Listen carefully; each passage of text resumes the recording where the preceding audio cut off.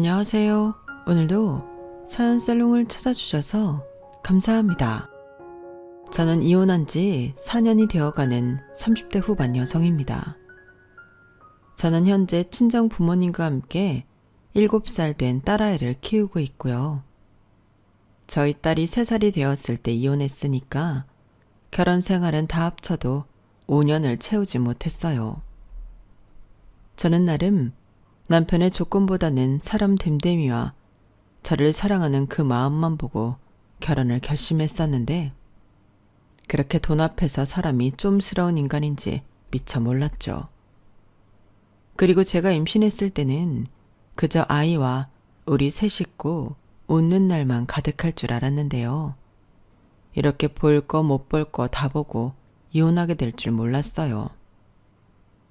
이혼은 정말이지 딴 세상 얘기인 줄 알았거든요. 하지만 행복이 깨지는 건 순간이었고 한번 균열이 가기 시작하니 걷잡을 수가 없었는데 거기엔 구시대적인 시어머니의 아들 손자 집착이 80% 이상을 차지했어요. 게다가 결혼하기 전에는 세상 쿨하고 인자한 어머니 코스프레를 하고 계셔서 그 진짜 얼굴을 보지 못했는데 결혼하고 신혼여행을 다녀오니 시어머니는 슬슬 손자 타령에 시동을 걸기 시작하셨죠.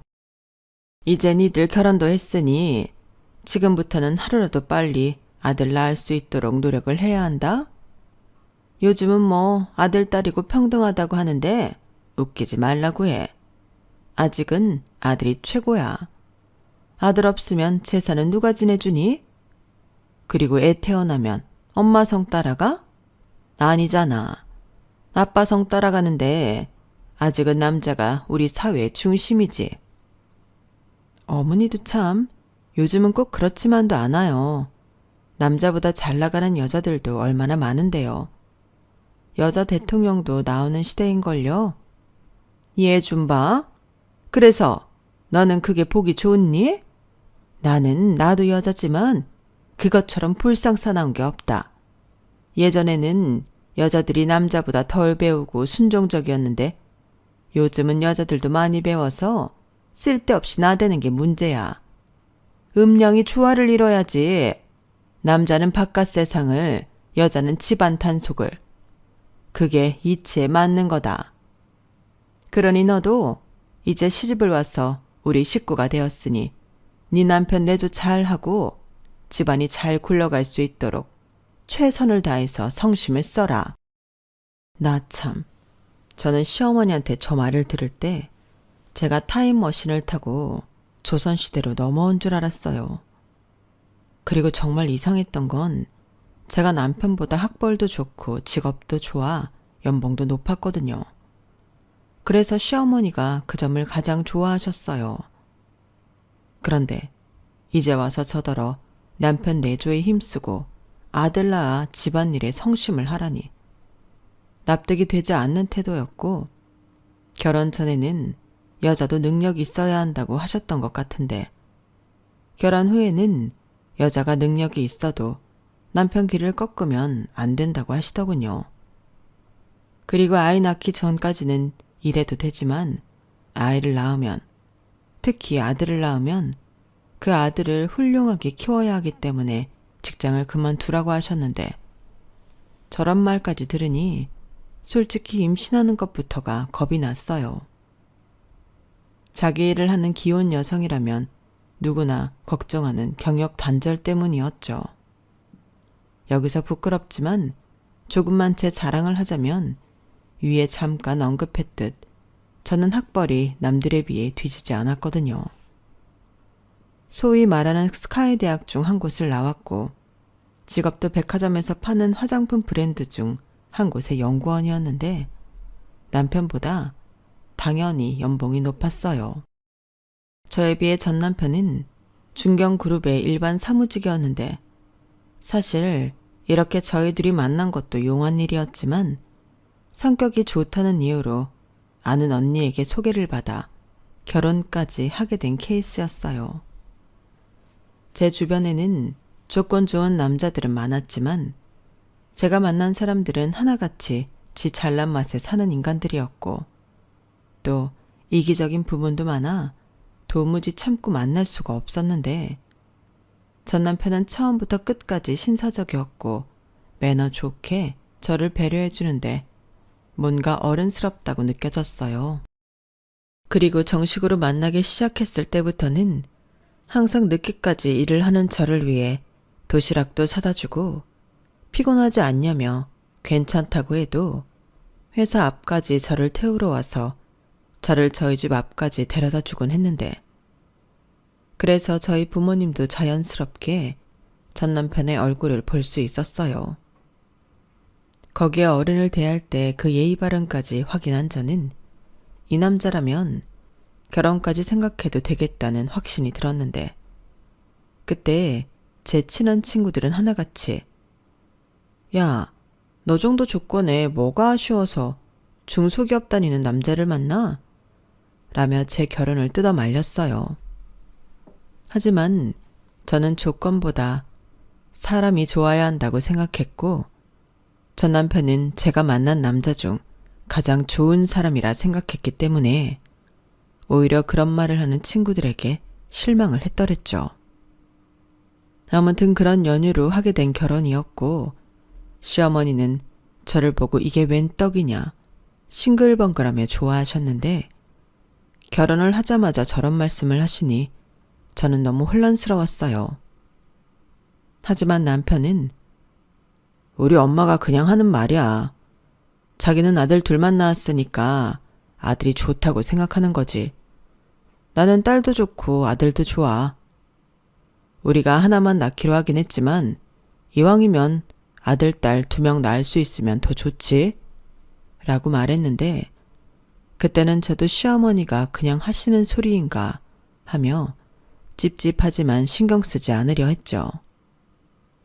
그리고 아이는 일부러 피임을 하진 않겠지만 자연스럽게 생길 때까지 별다른 노력을 할 생각이 없었는데 그러다 저희가 결혼하고 다음 해에 남편보다 3살 아래인 도련님이 결혼을 하게 되었어요. 동서는 이렇다 할 튀는 것 없이 인상도 스펙도 평범한 사람이었는데 툭 까놓고 싫지도 좋지도 않았어요. 형님 동서 사이가 좋으면 좋겠지만 저는 굳이 꼭 사이가 좋을 필요는 없다고 생각하고 있었거든요. 다만 상식이 통하고 서로 넘지 말아야 할 선을 지키며 기본만 하면 된다고 생각했는데 동서는 저랑 생각이 달랐나 봐요. 동서는 결혼 전부터 저한테 찰싹 달라붙어 친하게 지내고 싶다고 하더라고요. 그러니 그런 사람한테 나는 그러기 싫다고 할 수 없어. 그러자고 하고 저도 나름 한 식구이고 같은 며느리이니 챙기라고 했는데요. 여기에 시어머니가 끼니 얘기가 180도 달라졌어요. 제가 결혼하고 1년 동안 아이 소식이 없자 자기는 애가 너무 탄다며 이번에도 아들 손자 이야기를 하기 시작하셨는데요. 그때부터 누가 먼저 아들 장손을 안겨줄 것인가 며느리 경쟁을 시키려 하시더군요. 너희들 내 말 잘 들어라. 결혼할 때는 아무래도 장남이랑 차남 지원해준 돈이 차이가 났었는데 이제 남은 우리 재산은 장손한테 모두 줄 테니 니들 중에 먼저 아들 낳는 사람이 가져가는 거야. 벌써 네 시아버지랑 얘기 다 됐고 첫째 며느리가 임신에 노력을 하지 않으니 1살이라도 더 어린 둘째 며느리가 노력을 좀 해라. 첫째 너 재산 뺏기기 싫으면 이제라도 부지런히 노력해. 아무래도 장남이 장손을 낳아야 족보도 안 꼬이고 서열 정리도 되지 않겠니? 이렇게 말하면서 또다시 잠잠했던 아들 손자 욕심을 보이셨는데 저는 그 소리에 어이가 없어서 별 다른 대답을 하지 않았어요. 하지만 동서는 어쩐지 눈을 초롱초롱하게 뜨고 관심을 보이는 것 같았는데 시어머님이 대놓고 재산 어쩌고 하니 그 말에 혹하는 눈치였어요. 그런데요, 여기서 짚고 넘어가야 할 것이 당시 저희 시댁에는 이렇다 할 큰 재산이 없었거든요. 그때 당시 살고 있던 아파트 그것도 대출이 남은 그 아파트 한 채가 전부였는데 동서는 그걸 몰라서인지 먼저 아들을 낳은 사람이 그 돈을 받을 수 있다고 생각하는 것 같았어요. 시어머니가 자리에 계시지 않을 때도 동서는 계속 그 얘기만 했었거든요. 덕분에 저희 남편과 도련님도 시어머니가 한 소리를 알게 되었는데 저는 생각도 하지 않고 있는 반면 남편은 은근 그게 신경이 쓰이는 눈치였어요. 이제 우리도 슬슬 애를 가져야 하지 않을까? 엄마가 저렇게까지 나오는데 재석이가 먼저 아들을 낳으면 좀 그렇잖아. 괜히 선수 뺏기는 기분도 들고 장남은 난데. 어머? 지금 뭐라고 했어? 선수를 뺏겨? 무슨 그런 말이 있어. 그리고 우리가 뭐 애 안 가지려고 일부러 뭐 한 게 있어? 자연스럽게 생기면 낳는 거고 안 생기면 유감인 거지. 나는 애당초 어머님이 자꾸 저렇게 아들 손자 타령하시는 거 불편해. 차라리 동서가 빨리 아들을 낳았으면 좋겠어. 에이, 그럼 안 되지. 결혼도 우리가 먼저 했는데. 그러지 말고 어차피 우리가 애를 안 갖겠다고 생각한 것도 아닌데 더 많이 노력해서 애부터 만들자. 징그러워. 내가 무슨 애 만들어주는 사람이니? 어머님이 재산 어쩌고 했지만 자기도 알잖아. 그 재산이 어머님 아버님 사시는 아파트인데 애 낳는다고 그걸 바로 주신다고? 어차피 두 분 다 돌아가시고 난 뒤에나 받을 수 있는 재산이야. 탐을 낼 걸 탐을 내. 자기는 그 아파트 받게 부모님이 일찍 돌아가셨으면 좋겠어? 그야 그건 아니지만. 그니까 어머님이 말은 뭔가 그럴싸하게 했지만 사실은 별거 아니라고. 괜한 걸로 휘둘리지 마. 그리고 솔직히 우리가 당장 애가 생기면 애는 누가 키울 건데? 우리 이 집 살 때 받은 대출금 지금 맞벌이니까 그거 갚고도 여유가 있는 건데 그 생각도 해야지. 나는 3년 정도는 계속 이렇게 지냈으면 좋겠어. 그래도 뭐 그 사이에 아이가 생긴다면 그건 어쩔 수 없지만. 남편은 제 말에 입을 삐죽거렸어요. 결혼 전에는 사람이 어른스럽고 젠틀해서 좋았는데 결혼하고 난 뒤부터는 조금씩 애가 되어가더라고요. 그리고 제가 여지를 남기기라도 했던 건지 그날부터 남편은 제가 귀찮다고 하는데도 끈질기게 저에게 치근덕거렸는데요. 남편의 노력이 통한 건지 그 뒤 2달이 지나 저는 임신을 하게 되었어요. 양가에서 기다리던 손주가 생겼다고 엄청 기뻐하셨는데 열심히 노력하던 동서가 부러운 듯한 얼굴이더군요. 그 얼굴을 보고 철없는 남편은 어깨가 으쓱했는데 저만 현실적인 고민을 하는 것 같았어요. 아이가 태어나면 아이를 전적으로 도맡아 키울 사람이 필요한데 저희 친정은 거리상 꽤 거리가 멀었어요. 그렇다고 시어머니한테 부탁을 하자니 입이 떨어지지 않았는데요. 시댁이 저희 집이랑 꽤 가까운 편이었거든요. 버스를 타면 내정거장 되고 차로 이동하면 5분 안에 갔는데 시어머니만 오케이 해주신다면 회사도 계속 다닐 수 있고 너무 좋겠다는 생각이 들었어요. 그래서 그 부분은 남편한테 얘기를 좀 잘해보라고 부탁을 했는데요. 걱정도 팔자다. 당연히 우리 엄마가 본다고 하지. 아들 손주만 내내 기다리고 있었는데 뭘 그런 걸 걱정해? 자기는 아들만 낳아. 그럼 걱정할 것도 하나 없어. 우리는 아들 덕에 유산도 받고 일석이조지. 진짜 못 말려. 애가 아들인지 딸인지 어떻게 알고 그래. 그러다가 딸이면 뭐 망했다는 거야? 나는 아들이든 딸이든 상관없어. 아니, 오히려 요즘은 딸이 있어야 효도라도 받는 세상인 거 몰라? 좌우간 지긋지긋하니까 아들 얘기 좀 그만하고 어머니한테 잘 좀 말씀드려봐. 우리 당장 대출금 때문에 혼자 벌어서 생활하면 힘들어. 그건 자기도 알지? 아, 진짜 걱정하지 말라니까. 알았어. 임신하더니 아주 예민해졌네. 알겠으니까 자기는 아무 걱정도 하지 말고 몸조리나 잘 하세요. 우리 애기 건강하게 낳아야지.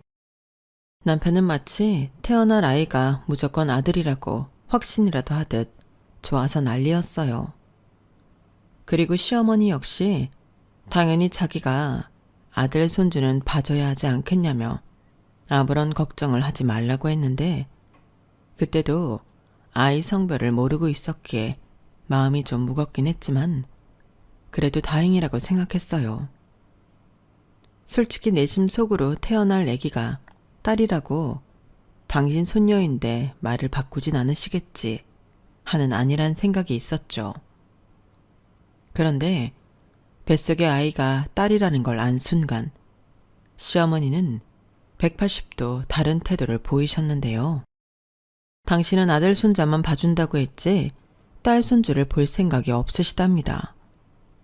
그리고 첫째로 딸을 낳으면 둘째로 태어날 아들 기가 죽는다는 등 당신 혼자 이상한 망언을 하셨는데 저랑 남편은 결혼 전부터 아이는 하나만 낳기로 했거든요.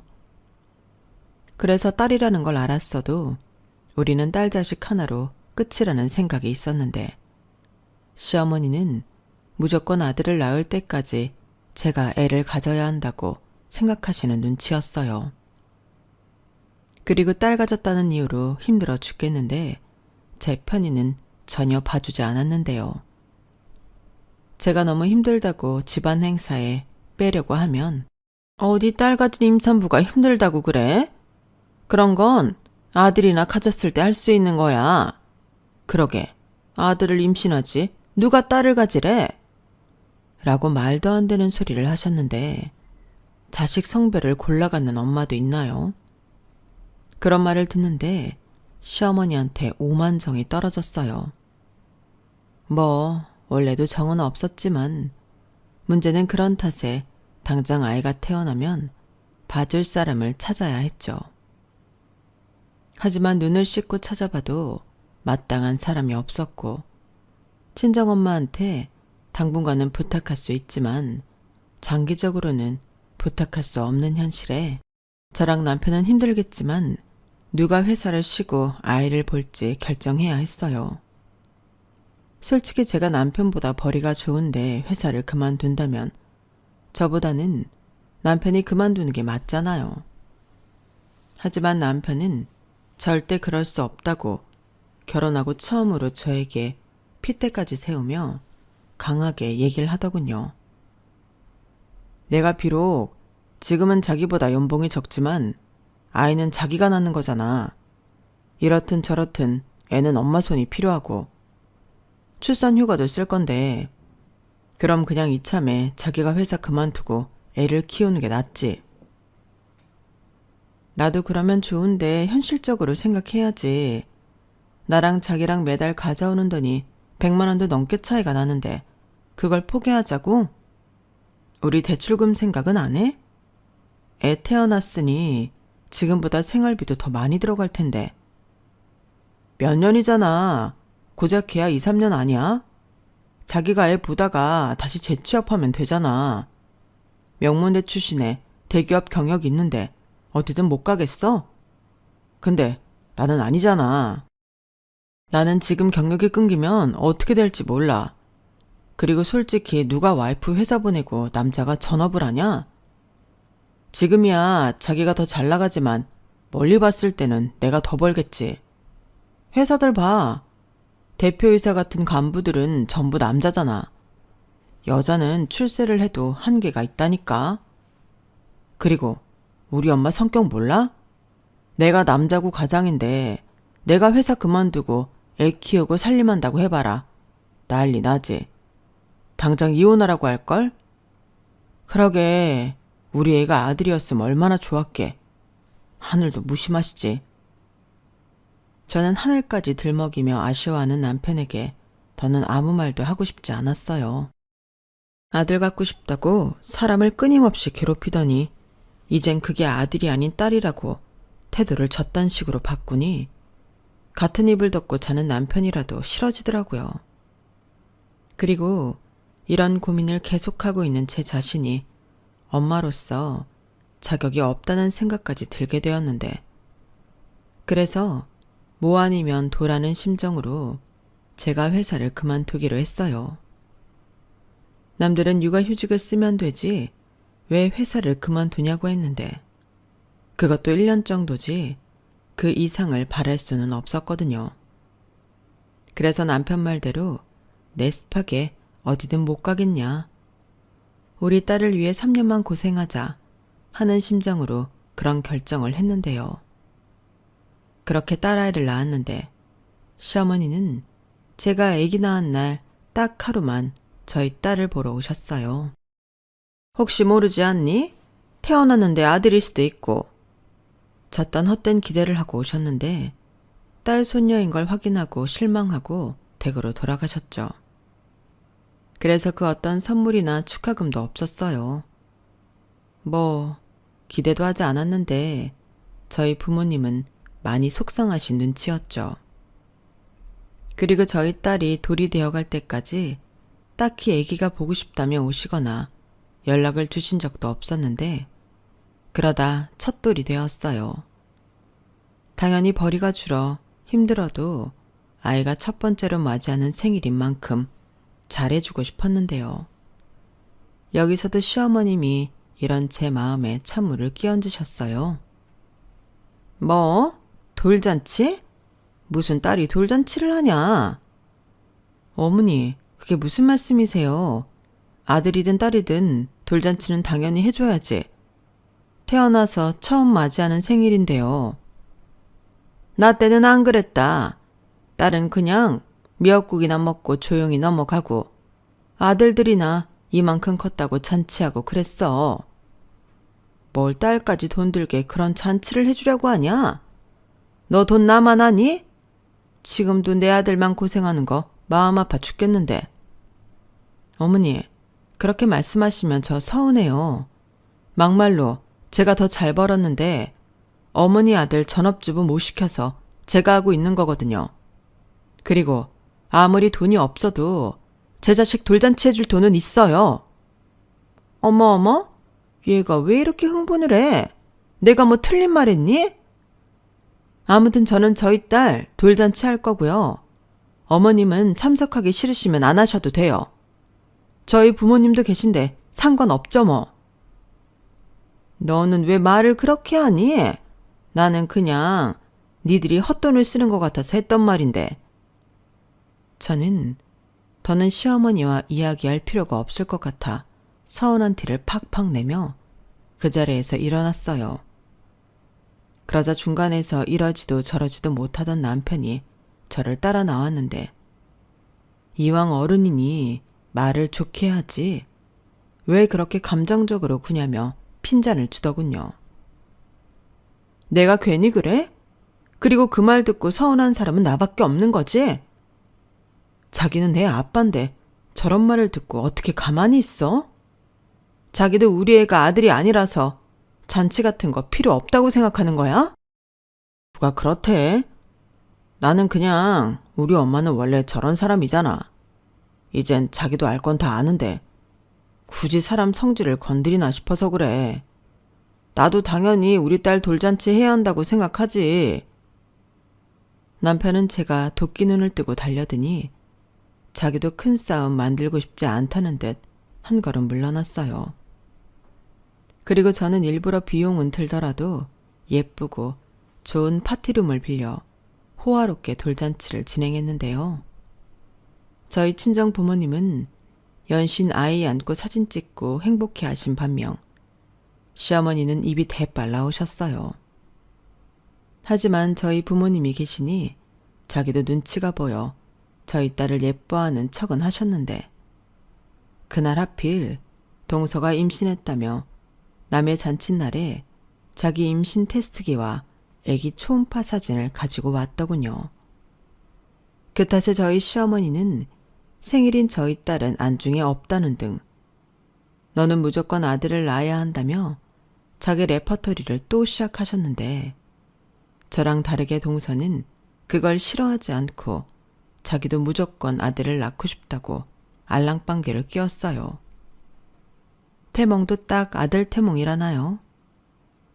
그렇게 서로 저희 딸 돌잔치에서 다른 장소에 온 사람처럼 자기들끼리 쑥덕거리더니 동서가 힘들어한다며 시어머니는 저희 부모님에게 인사를 하고 시아버님과 함께 자리를 일어나셨어요. 그러니 돌잔치에 와서 돈봉투 하나 없이 오셔서 식사만 하고 자리에서 일어나셨는데 너무 약이 오르더라고요. 그래서 동서가 가진 그 애도 보기 좋게 딸이었으면 좋겠다고 심술궂은 마음을 가졌는데 몇 달 뒤 동서 아이는 아들이라는 말을 남편에게 듣게 되었어요. 시댁이 아주 좋아서 난리가 났다고 하더라고요. 동서는 당시 조그마한 사무실 격리 일을 하고 있었는데 몸조리 해야 하니 당장 일부터 그만두라고 하셨대요. 동서가 좀 말랐는데 그게 너무 걱정이 된다면서요. 그러면서 원래도 찬밥이었는데 저희는 쉰밥 취급도 못 받았고 그러다 동서가 무사히 출산을 했죠. 시어머니는 조리원 비용도 전부 다 대주시고 동서 친정엄마가 있는데도 자기는 하나도 불편하지 않다며 3일 내내 병실에 있었는데 그렇게 아들 손주만 챙기셨어요. 꿈에서나 바란 당신 장손이다 이거였죠. 그런데 그 어린 조카가 남편 눈에는 자기 위치를 위협하는 존재로 보였는지 그때부터 둘째 타령을 하기 시작했는데요. 자기가 장남이니 둘째로 아들을 낳으면 그 아들이 장손이라고 무슨 왕자마마 쟁탈전도 아니고 눈에 불을 켜기 시작했어요. 저는 당연히 싫다고 거절했죠. 이미 벌써 피임도 열심히 하고 있었고요. 그리고 저는 조금 더 아이를 키워놓고 다시 일을 할 생각이라 솔직히 그날만을 손꼽아 기다리며 감을 잃지 않으려 예전에 일했던 것들도 살펴보는 등 나름의 준비를 하고 있었는데요. 그렇게 어느덧 제가 기약한 날이 다가오고 있었어요. 아이를 어린이집에 입학하려 신청을 해놨는데 그게 되어서 그 다음에 3월부터 어린이집을 다닐 수 있게 된 거예요. 물론 처음부터 종일반을 시킬 수 없으니 몇 달은 저도 이력서를 넣고 아이 케어를 할 생각이었는데 그러던 중 시어머님이 저랑 상의할 것이 있다며 남편을 두고 저만 오라고 호출을 하시더라고요. 사실 그때부터 썩 예감이 좋진 않았는데 오라고 하시니 갈 수밖에 없었죠.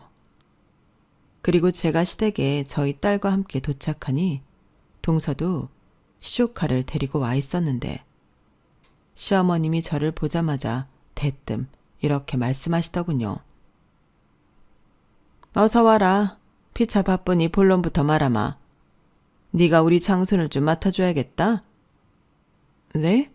그게 무슨 말씀이세요? 얘가 복직을 해야겠다고 하도 그래서 사람을 구해볼까 하니 너만한 애가 없더라고. 어차피 지금 너는 회사도 안 다니고 애 키우고 있잖아. 애 하나 보나 둘 보나 뭐 크게 차이도 없는데 나까지 애 볼 필요 있니? 내가 보려고 했는데 나도 이제 몸이 예전 같지가 않아서 삭신이 쑤시고 도저히 안 되겠어서. 네가 좀 희생해라. 큰엄마잖아. 뭐라고요? 어머니, 저도 지금 재취업 준비하고 있어요. 저희 딸 이번에 어린이집에 입학하면 그때부터 다니려고 준비하고 있는데 저더러 동서 애까지 보라고요? 말도 안 돼요. 형님, 저희가 사정이 급해서 그래요. 애 태어나니 돈 들어갈 곳이 한둘이 아니고 또 우리 집안 장손인데 저희가 잘 키워야죠. 그냥 봐달라는 건 아니고 수고비 드릴 테니 저희 사정 좀 봐주세요. 동서, 아무리 그렇게 말해도 소용없어. 나라고 뭐 그 좋은 회사 그만두고 싶었는 줄 알아? 나도 우리 딸 때문에 회사도 못 가고 기다렸던 거야.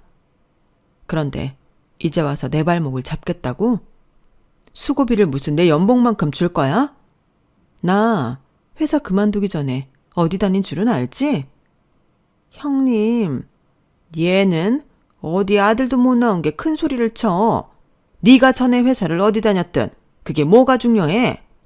지금은 내 아들이 벌어다 주는 돈으로 살고 있는 거잖아. 어디서 잘난 척은? 어머님도 그러시는 거 아니세요. 전에는 아들만 낳으면 직접 애를 보겠다고 하시더니 이제 와서 왜 저한테 미루세요? 저는 아들 못 낳아서 시키면 시키는 대로 해야 한다고 생각하시는 거예요? 아이고, 말하는 거 참 멋같이 하네. 그래도 네가 얘보다 애를 더 오래 키워봤고 나보다는 젊으니 네가 하는 김에 좀 하라는 거지. 너희는 둘째 안 낳을 거야? 미리 아들 키우는 연습한다고 생각하면 될 일을 가지고. 뭐라고요? 그놈의 아들. 저는 저희 딸 말고는 자식 생각 전혀 없어요. 그러니까 연습할 필요도 없죠. 자기 자식은 자기가 알아서 해야 하는 거 아니에요? 그거 보기 짠하시면 몸이 아무리 힘드셔도 어머님이 봐주셔야죠. 어머님이 그렇게 기다리던 장손인데. 너도 참 못됐다. 지금 보니까 네가 아들 못 낳아서 얘한테 질투를 하는 거구나. 그러게, 억울하면 너도 아들을 낳았어야지. 잔말 말고 내가 시키는 대로 해. 어차피 놀았는데 뭘 다시 시치기를 하겠다고 설쳐. 그래놓고 또 네가 내 아들보다 잘났다고 내 아들 기껏 꺼놓으려고? 이래서 여자들이 남자보다 많이 배우면 못 쓴다는 거야. 잘 들어라. 우리 집에서는 장손은 대학 가도 손녀는 고등학교까지만이다. 무슨 말도 안 되는 소리를 하세요. 제 자식이에요.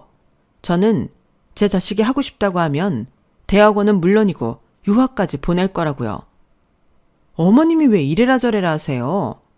이런 말씀 하시려고 부르신 거면 저는 이만 가볼게요.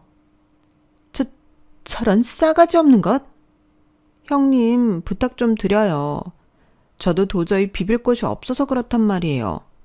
제가 나중에 시부모님 재산 물려받으면 조금 떼어 드릴 테니까 그냥 좀 저희 애도 같이 봐주세요. 하늘이 어린이집 가면 저희 희석이만 보시면 되니 훨씬 수월하시잖아요. 동서, 진짜 어이없다.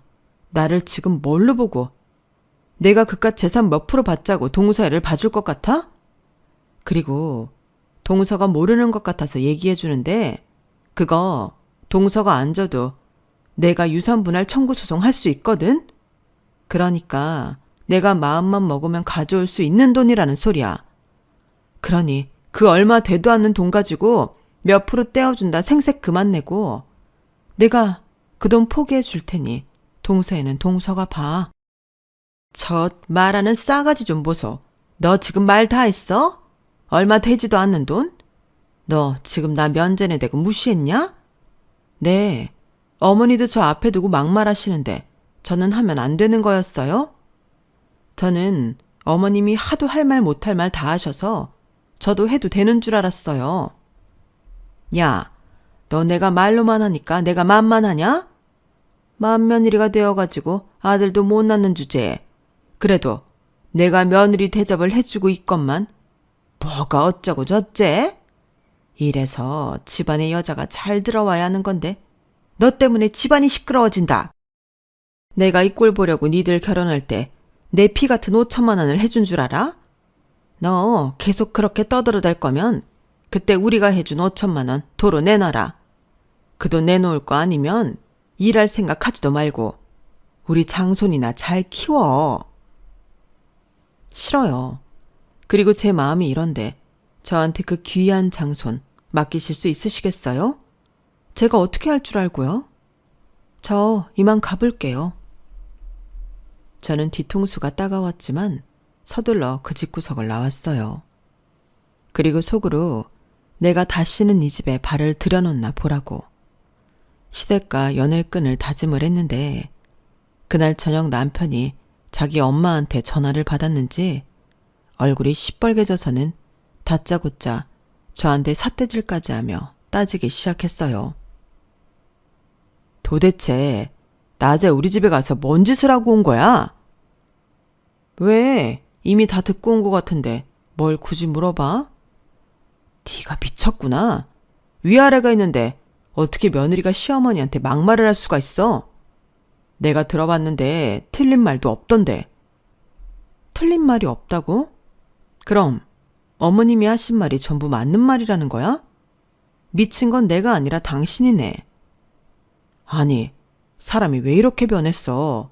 집에 틀어박혀 사니까 생각이 좁아진 거야? 재수씨가 돈도 준다고 했다며. 그깟 내 좀 봐줄 수도 있지? 남도 아닌 조카인데. 내 조카야? 당신 조카야? 그렇게 조카 봐주고 그 돈 받고 싶으면 자기가 사표 써. 나는 일할 테니까. 또 그 소리. 나는 애당초 자기가 왜 그렇게 일을 하고 싶어 안달이 났는지 이해할 수가 없어. 우리 엄마가 당장 결혼할 때 보태준 5천만 원 내놓으래. 그 돈으로 장손 봐줄 이모님 구해준다고. 자기 5천만 원 있어? 누가 들으면 5천만 원이 아니라 5억 해주신 줄 알겠네. 그리고 따지고 들면 우리 친정에서도 똑같이 5천만 원 해줬어. 그것뿐이야. 혼수랑 예물. 아, 당신 차고 다니는 그 시계도 우리 부모님이 해주신 거잖아. 그거 얼마짜리인 줄 알지? 무려 400만 원인데? 여기서 그 말이 왜 나와? 지금 우리 엄마가 얼마나 화가 나는 줄 알아? 이거 어떻게 수습할 거냐고. 자기가 희석이 봐주는 것 말고는 방법이 없다니까. 저는 제가 희생하는 것 말고는 다른 방법이 없다고 방방 뛰는 남편 모습에 더 볼 것도 없겠다는 판단을 내렸어요. 저런 남자를 믿고 저희 딸과 더 많은 시간을 살아갈 생각을 하니까 앞이 캄캄했거든요.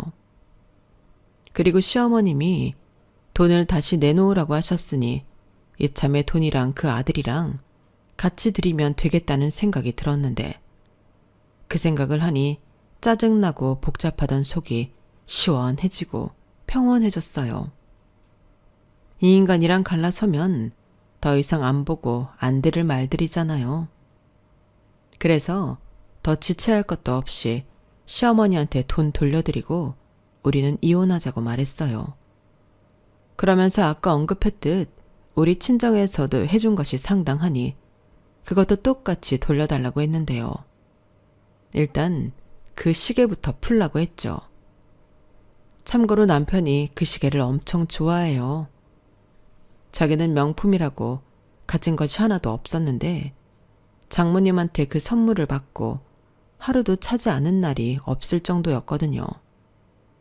그런데 지도 자존심은 있어 그런지 제가 시계를 달라고 하니 멈칫하다 그 시계를 제 앞에서 던졌는데 그러고는 꼬라지가 났다는 듯 짐을 싸서 집을 나가버리더군요. 이혼해야 하는데 집을 나가버리면 저더러 어쩌라는 거냐고요.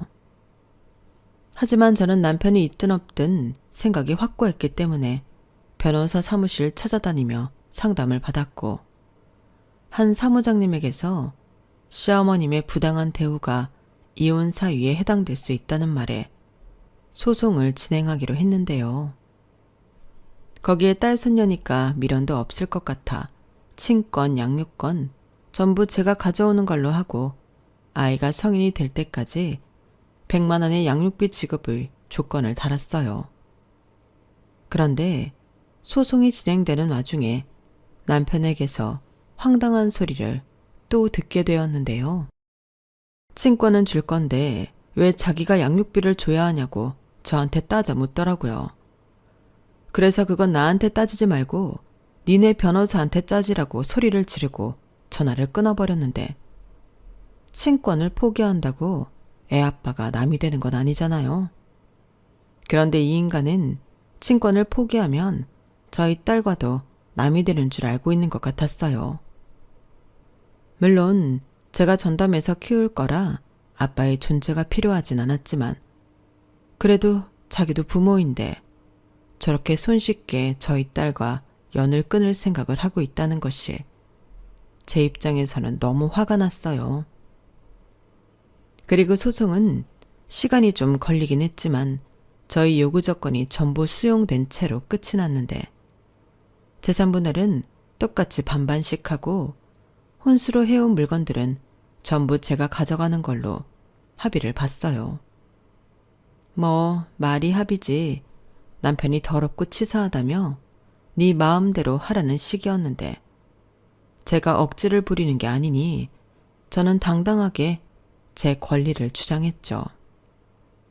그러면서 남편 측은 모든 것이 끝난 줄 알았지만 저는 시어머니 앞으로 위자료 청구 소송을 따로 진행했는데 소장 내용이 얼마나 살벌했는지 남편이 시어머님을 모시고 와서는 말로 오해를 풀자고 하더군요. 오해요? 저희 사이에 풀 오해가 어딨나요? 저는 어머니 말처럼 아들도 못 낳았는걸요. 너 왜 그러냐? 그냥 그건 내가 속이 상해서 했던 말이야. 이왕이면 맏며느리인 네가 아들을 낳아주길 진심으로 바랬으니까. 아니, 그놈의 아들이 그렇게 중요한가요? 그렇게 따지면 아들 없는 집은 다 어떻게 되는 거예요? 저는 정말 어머님을 이해할 수 없어요. 그리고 어머님 따라서 저 사람도 똑같은 사람이었는데 이젠 정말 진절머리가 난다고요. 그러지 말고 소송은 좀 없던 일로 해주면 안 되겠니? 지금 니들 이혼 때문에 집 분위기가 말도 못하는데 나까지 소송이라니. 그러지 말고 나한테도 기회를 다시 줘라. 니들 막말로 나 아니면 이혼할 생각도 없었던 거잖아. 누가 그러는데 니들 아직 숙려기간이라 정식 이혼 상태도 아니라고 하더라. 니들 다시 시작해. 저는 이제 와서 헛꿈을 꾸고 있는 시어머니에게 제가 할 수 있는 최대한 단호한 태도로 싫다고 거절했어요. 내가 어떤 마음으로 비싼 변호사비까지 써가며 이혼을 했는데 말도 안 되는 소리라고 했죠. 그리고 이미 바닥까지 떨어진 마음을 어쩌라는 거냐며 모든 것이 끝났음을 얘기했고 저는 최대한 서둘러 재산 분할에 열을 올렸어요. 다만 아쉬운 건 다 골라놓은 어린이집을 중간에 나와야 해서 다시금 티오가 날 때까지 딸아이를 어린이집에 보낼 수 없었는데 그래도 친정 부모님이 저희 딸을 금이야 오기야 챙겨주시니 그것만으로도 큰 위안과 힐링이 되더라고요. 그렇게 이혼한 저는 지금까지도 친정에서 머물며 살고 있어요. 제 취업도 성공해 차를 끌고 다니며 지금은 전처럼 연구원 생활을 하고 있는데요. 한창 때처럼 연봉이 높지 않지만 지금부터 차근차근 다시 쌓아갈 생각입니다. 그래도 남편이 받던 연봉보다는 지금의 제 연봉이 높아요. 그 사실을 이제 남편이나 남편 쪽도 알긴 아는 것 같은데 그래서 한 번은 당신이 나보다 훨씬 많이 버는데 내가 양육비로 매달 100만 원이나 보내야 해? 한 50만 원으로 줄여주면 안 되나? 라는 헛소리를 한 적이 있었는데 그때 확실하게 얘기해줬죠. 또 소장 받고 싶으면 그렇게 해라. 최소한의 부모 노릇이자 아빠 노릇이 월 100만 원인데 그걸 안 하겠다고? 어디 해봐. 나도 이젠 참지 않고 끝까지 갈 거니까. 이렇게 이야기하니 남편의 말도 안 되는 소리는 쏙 들어갔어요.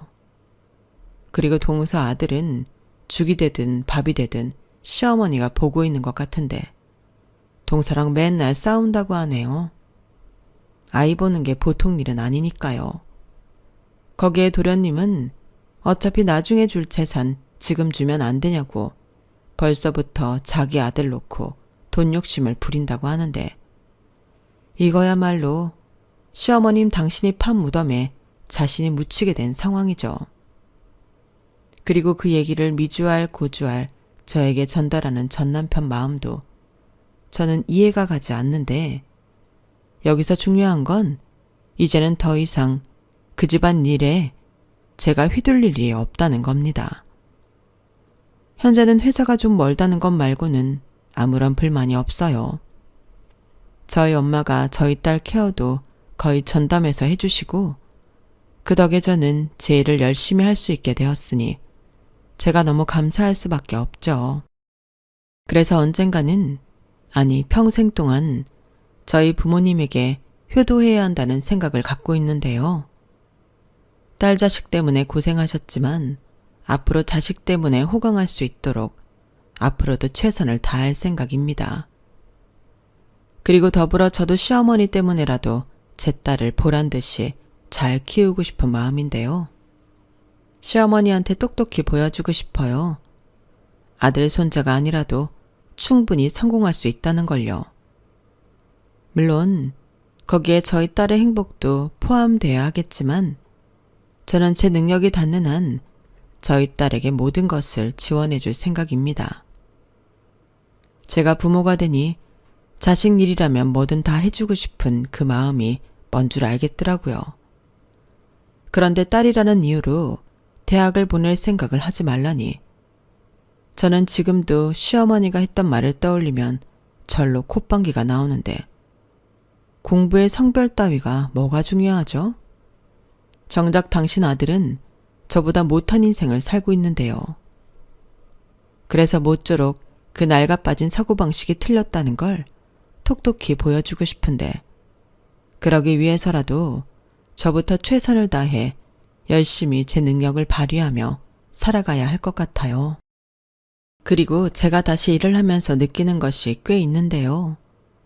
공백 기간이 있었기에 힘든 점도 많지만 누군가의 엄마로 살다가 다시 제 이름 세 글자로 사니 잃어버렸던 제 자신을 찾은 것만 같아 매일이 보람있고 행복하다는 거였어요. 옛날에는 여자들이 제각각의 이유로 자기 자신을 포기하고 희생해야만 했잖아요. 그리고 잠깐이긴 했지만 저 역시도 그런 것을 강요받았던 때가 있었으니 저희 딸만큼은 절대 그런 인생을 살지 않도록 제가 지켜주고 싶습니다. 세상은 빠르게 변하는데 그 변화 속에도 구식 사고방식을 버리지 못하는 사람들이 분명히 있으니까요. 그리고 저보다 저희 딸은 더 넓은 세상에서 자기 역량을 마음껏 펼칠 수 있는 사람이 되었으면 하는데요. 그 엄마의 그 딸이라고 저부터 제 인생을 살아가는 모습을 저희 딸에게 보여주고 싶네요. 이상 제 사연은 여기까지였어요. 막상 제 이야기를 누군가에게 들려준다는 게 생각처럼 쉬운 일은 아니었는데 어떻게 들으셨는지 궁금합니다. 부족한 점이 있었다면 넓은 마음으로 양해해 주세요. 그럼 지금까지 제 사연 함께 해주셔서 감사합니다. 훈훈한 사연으로 인사드릴 수 있도록 남은 인생 딸이랑 저희 부모님이랑 재미있게 살게요. 여러분들도 건강 잘 챙기시고 늘 행복만 하시길 진심으로 바라겠습니다. 안녕히 계세요. 여러분, 사연 댓글에 응원과 현명한 조언 부탁드려요. 좋아요와 구독은 저에게 큰 힘이 됩니다. 오늘도 좋은 일 가득하세요.